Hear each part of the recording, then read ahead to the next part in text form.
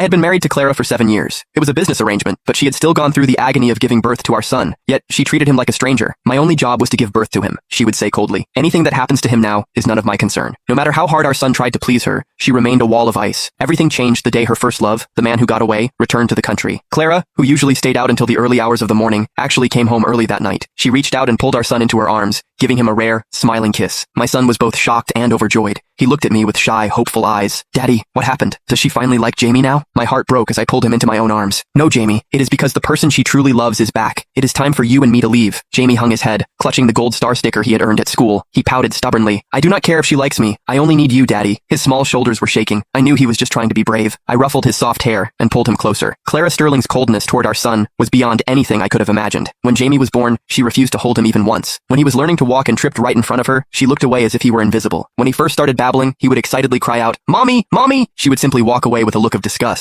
It was as if Jamie's very presence poisoned the air she breathed. But Jamie was persistent. He would call out to her again and again, chasing her small shadow until he was ignored so thoroughly that he would come back to me, defeated. Even then, his love for her never faded. Watching him broke my heart, but I was powerless to change her. Later, when Jamie first learned to write, he scribbled the word "mommy" in shaky letters. He was so excited to show it to Clara. He stood outside her bedroom door, holding that piece of paper like a treasure. His eyes were full of hope. But then, he heard Clara talking to a friend on the phone. Her voice was dripping with resentment. If I had not been worried about the medical risks of ending the pregnancy, I never would have had him. He is not the child I wanted. But I guess he is useful for one thing. At least he secured my position within the family empire. Jamie's little body froze. The paper slipped from his fingers and drifted to the floor. From that day on, he never called her mommy again. Now, he curled up in my arms and whispered, "Daddy, do we really have to leave? She just kissed me. Maybe she finally realized I am a good boy." I looked into his eyes. They were clear and full of a painful mixture of hope and fear. He carefully opened his hand. In his palm sat a small chocolate shaped like a superhero. "Look, Daddy, she gave me this candy. She must like me. She is going to start loving me now. I will be so good, okay?" He was desperate to prove to me that he was a child who could be loved by his mother. My heart felt like it had been pierced by a dull needle. How could I tell him that his mother was only happy because the man who owned her soul was finally back? I hugged him tight and whispered in his ear, "Jamie,